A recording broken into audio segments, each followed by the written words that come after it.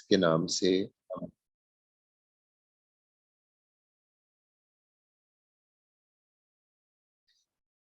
ہم تلاوت سنیں گے رسولوں کے اعمال اس کے تیسرے باب سے۔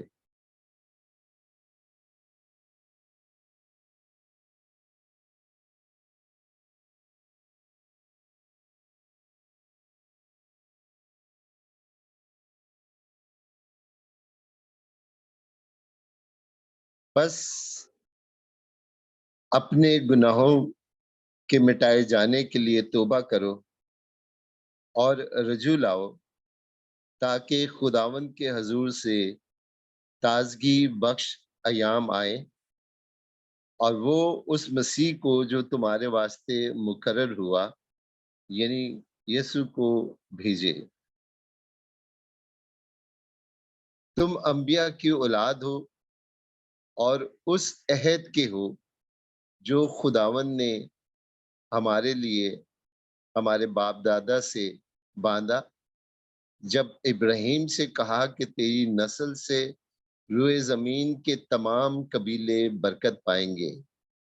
پہلے تمہاری ہی خاطر خدا نے اپنے خادم کو زندہ کر کے بھیجا تاکہ تمہیں برکت دے، تاکہ تم میں سے ہر ایک اپنی بدیوں سے پھرے۔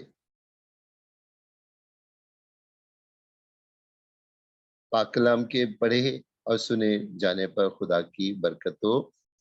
خدا کا شکر ہو۔ میرے عزیزو،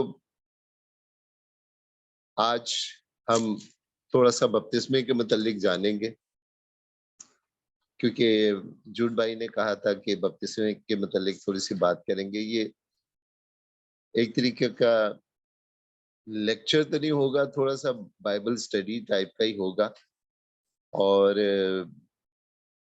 تاکہ ہم یہ اس لیے نہیں ہے کہ ہم کسی کو جواب دیں، یا اکثر ہمارے ذہن میں ہوتا ہے کہ ہم دوسروں کو جواب دیں گے اور ان کو ان کی زبان یا ان کے منہ بند کریں گے۔ یہ اس لیے نہیں ہے۔ آج ہم جو بات کریں گے تھوڑی مختصر سی جو بھی ہے، وہ اس لیے کریں گے تاکہ ہم خدا کے متعلق خدا کے بھید کو بہتر طریقے سے جان سکیں اور اسے بہتر طریقے سے سمجھ سکیں۔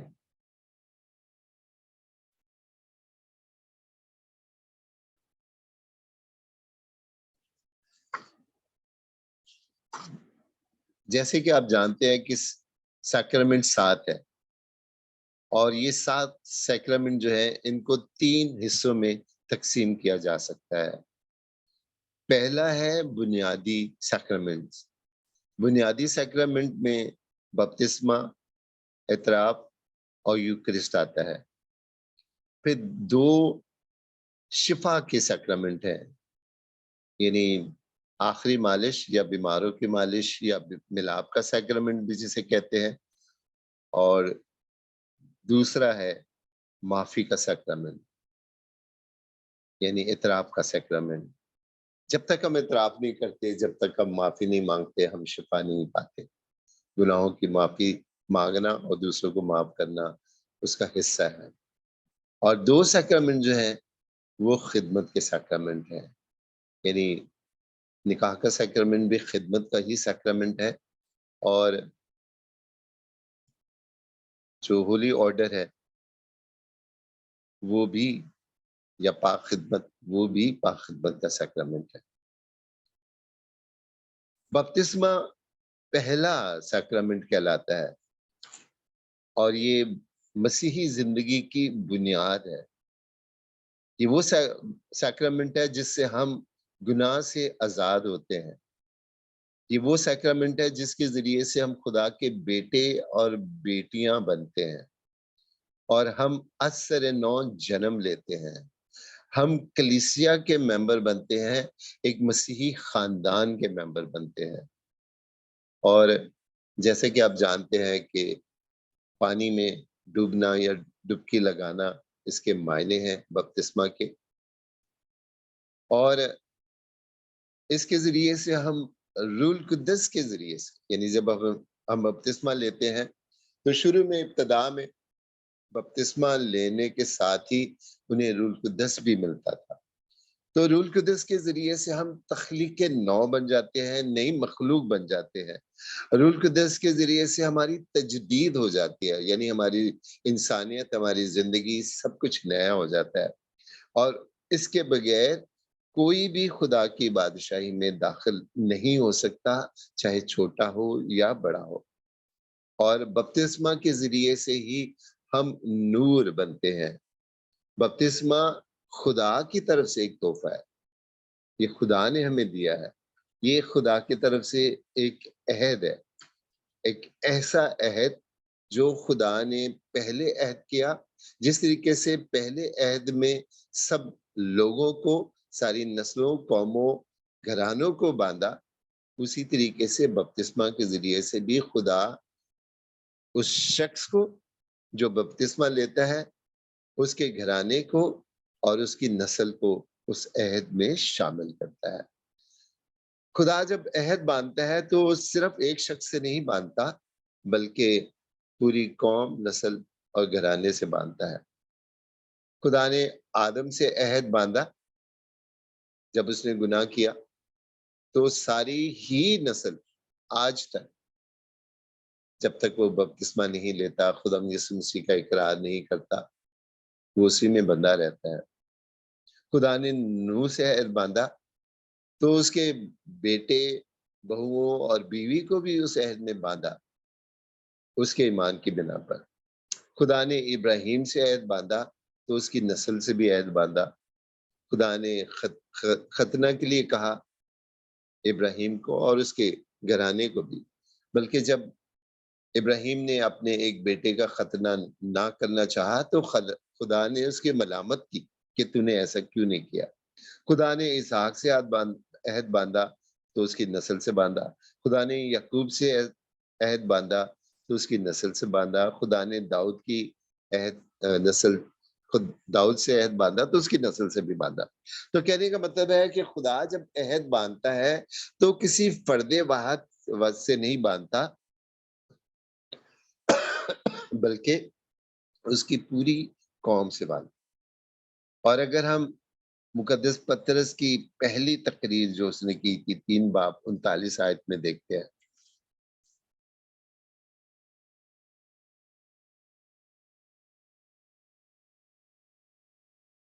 दो बाब 39 आयत में हम देखते हैं कि उसने कहा कि जब उन्होंने ये सुना तो उनके, ये पहली तकरीर है बपतिस्मा के बाद, जब पतरस ने बाहर निकल कर लोगों को तालीम दी। और जब उन्होंने ये सुना कि तो उनके दिल छिद गए और पतरस और बाकी रसूलों से कहा कि ए मर्दो भाइयों, हम क्या करें। तब पतरस ने उनसे कहा तौबा करो और तुम में से हर एक अपने गुनाहों की मुआफी के लिए यीशु मसीह के नाम पर बपतिस्मा ले, तो रूह कुद्स इनाम में पाओगे। इसलिए ये वादा इसलिए ये वादा तुमसे है और तुम्हारे बच्चों से है और उन सब से भी जो दूर के हैं और जिन्होंने खुदावंद खुदा अपने पास बुलाएगा, जिन्हें खुदावंद खुदा अपने पास बुलाएगा। यानी पहली तकरीर में ही मुकद्दस पतरस ने वाज़ेह कर दिया कि ये बपतिस्मे का अहद जो है, जब तुम खुद तौबा करोगे और अपने गुनाहों की माफी मांगोगे तो यीशु के नाम से बपतिस्मा लेने पर रूह कुद्दस इनाम में पाओगे।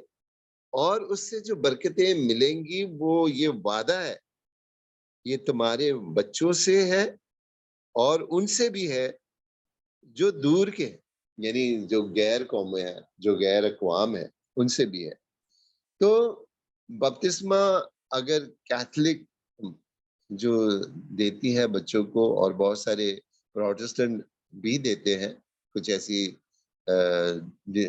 डिनोमिनेशंस है, फिरके हैं जो बपतिस्मा बच्चों का देते हैं, माँ सिवाय चंद लोगों के। तो पतरस की पहली तकरीर से ही ये जाहिर होता है कि ये बपतिस्मा सिर्फ बड़ों के लिए नहीं है, बल्कि छोटों के लिए भी है। मेरी चंद दिन पहले किसी से बात हुई तो उसने कहा कि बहुत सारे लोग इसके लिए कहते हैं कि बपतिस्मा जो है क्योंकि बड़ों ने लिया था, बड़ों का ही मोस्टली ज़िक्र आता है, वही अपने ईमान का इकरार कर सकते हैं, वही तौबा कर सकते हैं, तो वही वही ले सकते हैं। बच्चे क्योंकि अपने गुनाह, अपना ईमान ज़ाहिर नहीं कर सकते, तो वो कैसे बपतिस्मा लें? तो एक हवाला है, पहला करंथियों 15 बाब 29 आयत। बड़ी बड़ी हैरत अंगेज़ बात। मैंने जब ये पढ़ा तो मैं बड़ा हैरान भी हुआ कि बपतिस्मा सिर्फ जिंदा नहीं ले सकते। पहली कलीसिया में अगर आप इस हवाले को मजीद पढ़ें और गौर से करें तो मुकद्दस पौलुस रसूल जो है ये कयामत के मुतल्लिक बात कर रहे हैं और पहला करंथियों 15 बाब उसकी 29वीं आयत में लिखा है, नहीं तो जो मुर्दों के लिए बपतिस्मा पाते हैं वो क्या करेंगे? अगर मुर्दे नहीं जी उठते तो क्यों उनके लिए बपतिस्मा पाते हैं? यानी सिर्फ पहली कलीसिया जो थी, इब्तदाई कलीसिया जो थी, वो सिर्फ खुद बपतिस्मा नहीं लेते थे, अपने बच्चों के लिए बपतिस्मा नहीं दिलवाते थे, बल्कि उन लोगों को भी जो इस दुनिया से रहलत करके सो चुके हैं, उनके लिए भी लेते थे। ये आयत से बिल्कुल वाज़ेह होता है। तो ये ज़रूरी नहीं है कि बपतिस्मा के लिए सिर्फ बपतिस्मा जो है सिर्फ एक बालिग शख्स ही ले सकता है। बपतिस्मे की बरकतें, बरकत बर उसके फ़ज़ाइल हर उस शख्स के लिए लिए जा सकते हैं, जिसके लिए आपका ईमानदार होना ज़रूरी है। यानी अगर एक शख्स ईमानदार है और वो बपतिस्मा लेता है और उसके ईमान की वजह से दूसरे लोग भी शिफा पाते हैं, दूसरे लोग भी बरकत हासिल करते हैं, दूसरे लोग भी उस वादे में शामिल हो जाते हैं। तो वालिदैन की नुमाइंदगी का असूल शुरू से ही था, जैसे मैंने शुरू में कहा कि आदम के गुनाह के बाइस आदम की नस्ल का फैसला किया गया, नूह के ईमान की बदौलत उसके खानदान को बचाया गया, इब्राहीम के ईमान की बदौलत उसकी औलाद को बरकत दी गई और खुद खुदावन यीशु अल मसीह ने भी कहा, जब जकई के घर में गया तो उसने कहा कि जकई के ईमान के बाइस उसके घराने में निजात आई। उसके घराने ने तो अभी माना भी नहीं था, लेकिन जकई के ईमान की जो बदौलत उसके घराने को निजात मिली। यीशु मसीह ने वालिदैन की बदौलत बच्चों को बार-बार बरकत दी, क्योंकि बच्चे तो खुदावंद यीशु मसीह के पास नहीं आए थे। उनका ईमान तो उनके वालिदैन की वजह से था। फिर याईर की बेटी, वो तो मर चुकी थी, तो खुदावंद ने याईर के ईमान की बिना पर उसको जिंदा किया। फिर बाप, उस बाप के बेटे के जिसको मिर्गी थी और शागिर्द जो थे उसमें से उसको तंदुरुस्त ना कर सके, तो यीशु मसीह ने उस बाप के ईमान की बदौलत उसको शिफा दी। और अगर हम पहला करंथियों 7 बाब 14वीं आयत देखते हैं,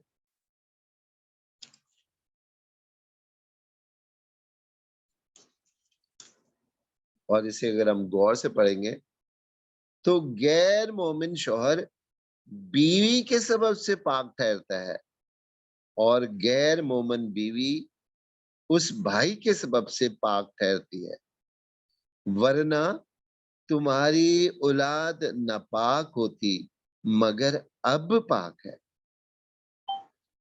तो मेरे अजीजों, दूसरों के ईमान की बदौलत खुदा दूसरों को बरकत देता है। खुदा उनको उन वादे में, उस फजल में शामिल करता है।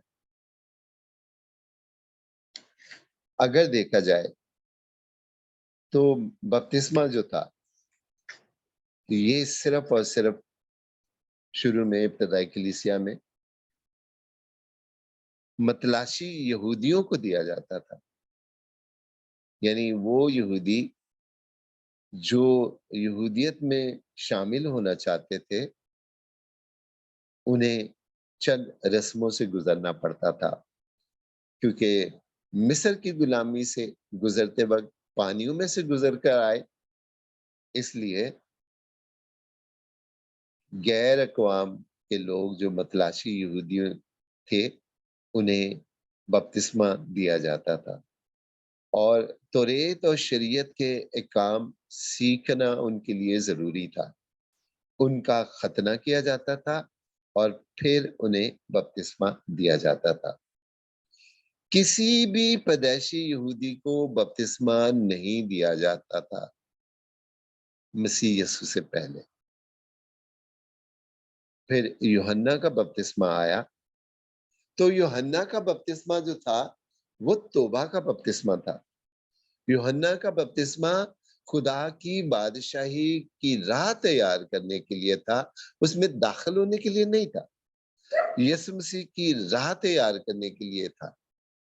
اس لیے اگر ہم دیکھتے ہیں اعمال 19 باب میں تو پولس رسول کچھ لوگوں سے ملا افسس میں، تو وہاں پر وہ یوحنا کے شاگرد تھے، تو پولس رسول نے ان سے پوچھا کہ کیا تم نے بپتسمہ لیا ہے یسوع المسیح کے نام پر؟ انہوں نے کہا نہیں، ہم نے تو صرف اور صرف یوحنا کا بپتسمہ لیا ہے۔ تو پولس رسول نے کہا کہ یہ کافی نہیں ہے، یوحنا کا بپتسمہ خدا کی بادشاہی میں داخل ہونے کے لیے کافی نہیں ہے۔ خدا کی بادشاہی میں داخل ہونے کے لیے نئے عہد کا مسیحی بپتسمہ یسوع المسیح کے نام پر، باپ اور بیٹے اور روح القدس کے نام پر بپتسمہ لینا ضروری ہے۔ اور اگر ہم بہت سارے حوالے دیکھتے ہیں تو اس میں ملے گا جا بجا کہ فلاں نے اور اس کے گھرانے نے بپتسمہ لیا، تو گھروں کے گھرانے جو تھے انہوں نے بپتسمہ لیا۔ اور بائبل مقدس میں اگر ہم گھرانے کی تعریف پڑھیں، اس کے حوالے پڑھیں، تو ہمیں اس میں نہ صرف اولاد بلکہ نوکر وغیرہ ساری چیزیں اس میں شامل ہو جاتی ہیں۔ یعنی گھرانے کو جب کہا جاتا ہے تو اس میں سب کچھ شامل ہو جاتا ہے، بچے بھی شامل ہو جاتے ہیں۔ تو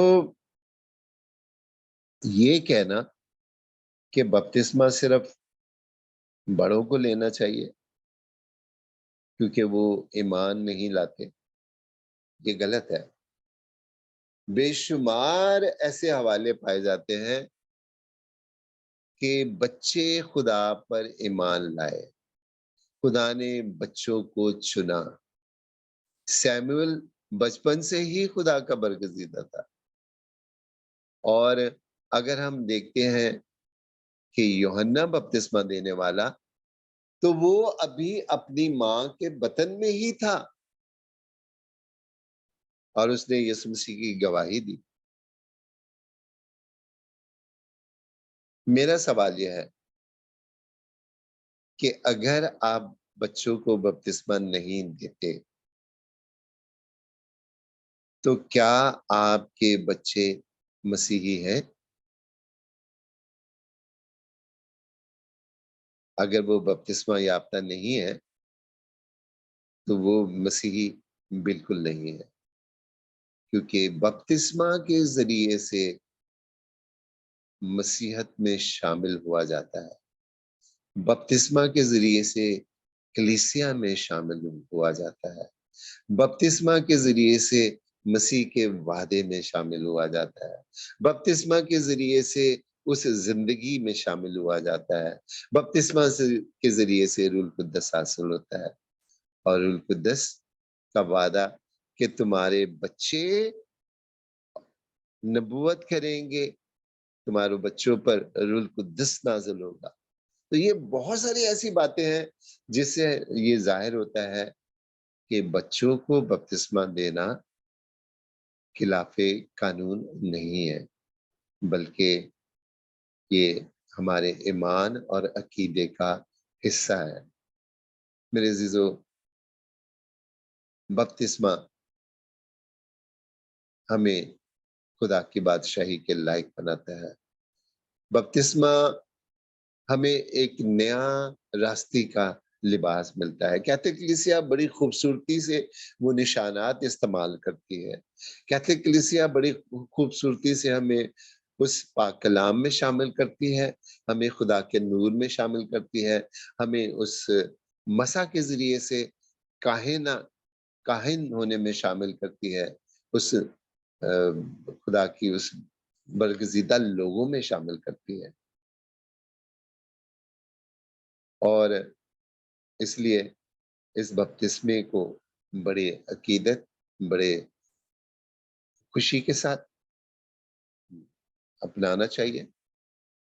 اور کیتھولک کلیسیا کا بپتسمہ آن گوئنگ بپتسمہ ہے، مسلسل بپتسمہ ہے۔ ہر سال عید پینتیکوس کے دن، چاہے چھوٹے ہوں چاہے بڑے ہوں، چاہے بزرگ ہوں چاہے بچے ہوں، پانی کا چھڑکاؤ فادر جی کرتے ہیں اور ان وعدوں کو جو ہم نے بپتسمہ کے وقت کیے ہوتے ہیں دہراتے ہیں۔ گو بپتسمہ ایک ہی دفعہ دیا جاتا ہے، لیکن ہم اس بپتسمہ میں ہر سال داخل ہوتے ہیں، اپنے ان وعدوں کو جو ہم نے خدا کے ساتھ عہد باندھا ہے، اور اس عہد کے بندھے جانے پر خدا ہمیں اس مرنے اور جی اٹھنے میں شامل کرتا ہے، کیونکہ خداوند نے کہا کہ میں ایک بپتسمہ لینے کو ہوں، اور شاگردوں نے کہا کہ ہم بھی لینا چاہتے ہیں، تو خداوند یسوع مسیح نے کہا کہ ابھی نہیں، لیکن وہ وقت آئے گا۔ میرے عزیزو، یہ بپتسمہ پانی میں صرف ڈوبنا نہیں ہے، یہ بپتسمہ پانی میں ڈوب کر نئی زندگی حاصل کرنا ہے اور خدا کے نور میں شامل ہونا ہے، خدا کی بادشاہی میں شامل ہونا ہے۔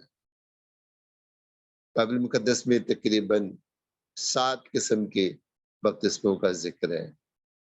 روح کا بپتسمہ، خدا یسوع مسیح کے دکھوں میں شامل ہونے کا بپتسمہ، ایسے کئی حوالہ جات پائے جاتے ہیں، لیکن یہ ابتدا ہے مسیحت کی، یہ پہلا سٹیپ ہے خدا کی طرف، یہ پہلی بنیاد ہے۔ اس لیے والدین کی یہ ذمہ داری بنتی ہے کہ جب وہ اپنے بچوں کو بپتسمہ دے رہے ہوں تو ان ذمہ داریوں کو بھی نبھائیں، کیونکہ والدین کے ایمان کی بدولت بچہ اس برکت میں، اس فضل میں، اس رحمت میں، اس بخشش میں، اس تحفے کو حاصل کرتا ہے، اور والدین کو دیکھ کر ہی اس کا ایمان بڑھتا اور ترقی کرتا ہے۔ والدین ہی بچوں کو خدا یسوع مسیح کے پاس لے جاتے ہیں اور خدا انہیں برکت دیتا ہے۔ میرے عزیزو، اس لیے جب بھی آپ بپتسمہ حاصل کرنے کو ہو یا اپنے بچوں کو بپتسمہ دینے کو ہو، تو بڑے ایمان، بڑے عقیدے، بڑی خوشی کے ساتھ، ایک جوش اور جشن کے ساتھ اس بپتسمے کو حاصل کریں۔ یہ بپتسمہ ہمارے لیے مرنا، جی اٹھنا اور مسیح میں شامل ہونا ہے۔